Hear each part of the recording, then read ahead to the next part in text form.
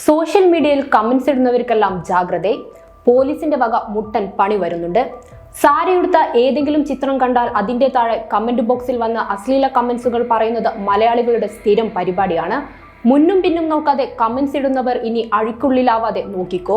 തള്ളു പറയാനും അശ്ലീല വാക്കുകൾ പറയാനും മാത്രം വാ തുറക്കുന്ന ബോച്ച വരെ പോലീസ് കസ്റ്റഡിയിലായി.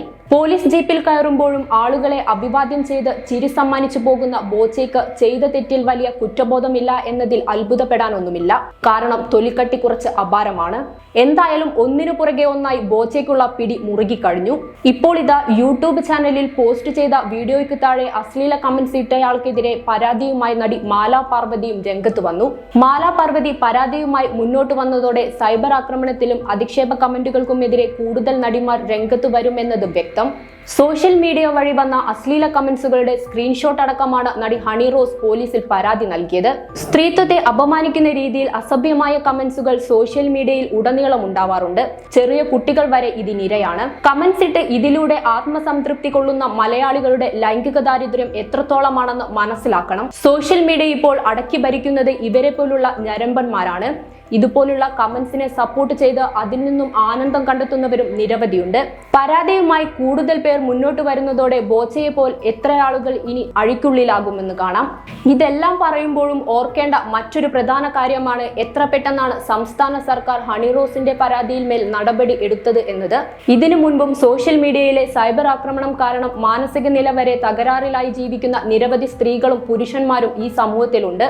ഇവരെല്ലാം കൊടുത്ത പരാതിക്ക് പുറത്ത് പോലീസ് നടപടി സ്വീകരിച്ചിട്ടുണ്ടോ? ഇവർക്ക് നീതി വാങ്ങിക്കൊടുക്കാൻ പോലീസിനായോ? ഹണി റോസ് സെലിബ്രിറ്റി ആയതുകൊണ്ട് മാത്രം ഇത് പുറം ലോകം അറിഞ്ഞു. എന്നാൽ ഇപ്പോഴും സൈബർ ലിഞ്ചിങ് കാരണം പുറത്തിറങ്ങാൻ പോലും കഴിയാതെ ജീവിതം തന്നെ കൈവിട്ടു പോയ നിരവധി ആളുകൾ ഈ സമൂഹത്തിൽ ജീവിച്ചിരിപ്പുണ്ട്. കേരളത്തിലെ മനോരോഗ വിദഗ്ധരുമായി ബന്ധപ്പെട്ടാൽ ഇതിന്റെ വിശദാംശങ്ങൾ കിട്ടുകയും ചെയ്യും. കേരളത്തിലെ മനോരോഗ വിദഗ്ധർ പറയുന്ന കണക്കുകൾ കേട്ടാൽ കണ്ണു തള്ളും സർക്കാരെ. ഹണി റോസും മാലാ പാർവതിയും സെലിബ്രിറ്റി ആയതുകൊണ്ട് മാത്രം ഇത് പുറത്തു വന്നു. നേരിട്ട സൈബർ ആക്രമണങ്ങളുടെ പരാതിയിൽ പോലീസ് സ്റ്റേഷനിൽ കയറിയിറങ്ങി ചെരുപ്പ് തേഞ്ഞ നിരവധി സ്ത്രീകൾ സമൂഹത്തിലുണ്ട്. ഇവരുടെ പരാതിയിൽ മേൽ ഉടനടി നടപടി സ്വീകരിക്കുമോ എന്നാണ് സോഷ്യൽ മീഡിയ ചോദിക്കുന്നത്. ഇതിനു പുറമെ രാഷ്ട്രീയക്കാരുടെ സൈബർ ആക്രമണത്തിൽ സമനില വരെ തെറ്റിയ ഒരു മാധ്യമ പ്രവർത്തക അവരുടെ അനുഭവം ഈയടുത്ത് വെളിപ്പെടുത്തിയിരുന്നു. രാഷ്ട്രീയക്കാരും ഇവരിൽ നിന്ന് ഒട്ടും വ്യത്യസ്തമല്ല എന്നത് വ്യക്തം.